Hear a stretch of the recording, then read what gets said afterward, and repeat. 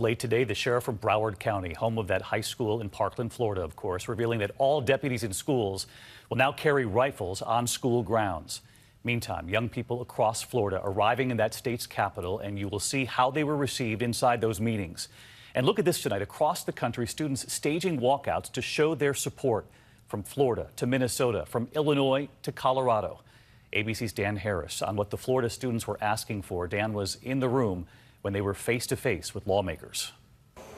The 100 students from Parkland began their extraordinary day-long lobbying mission on minimal sleep but maximal optimism. We're running on adrenaline. We're running on each other's hopes that we can go on and make a difference. State senators began this day by displaying pictures of the 17 victims. A yes or no would. The solemnity did not stop the students from hitting lawmakers with pointed questions about gun policy. Do you think you'd actually push for any policy yourself, or just agree with it if it is convenient to you? Never again! Never again! While the kids from Parkland make the rounds inside the Capitol, there's a large rally here outside. After 49 people, including my two brothers, were murdered at Pulse, what did you do?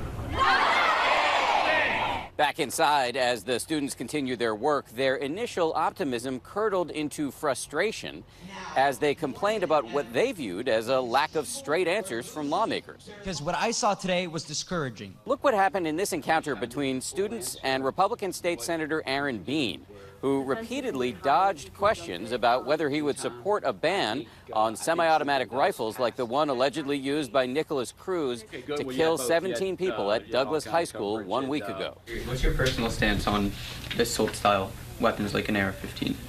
Yeah, it's a head scratcher where we are. So it's going to be a debate. I've always defended people's right to defend themselves. With an AR-15?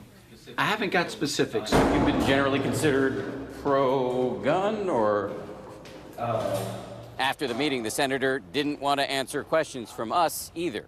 It's great. I got to get in the committee. I'm trying to think of Okay. whatnot. But Bean from Jacksonville. Okay. Peace. Dan Harris and the team documenting that trip to Florida's state capitol. And Dan, we know there are only 11 days left in the current legislative session there. That's not a lot of time, especially in politics.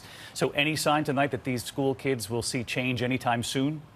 Yes, David, it is likely, we're told, that there will be new legislation in the coming 11 days. It's not likely that the legislation will include something many of the students say they want, which is a ban on semi-automatic rifles. It is, however, likely that there will be a rule change requiring anybody who buys one of these weapons to be 21 instead of 18. Speaking of AR-15s, as you mentioned at the top of the show, the Broward County Sheriff is now requiring that all deputies posted in schools throughout that county will now be carrying AR-15s.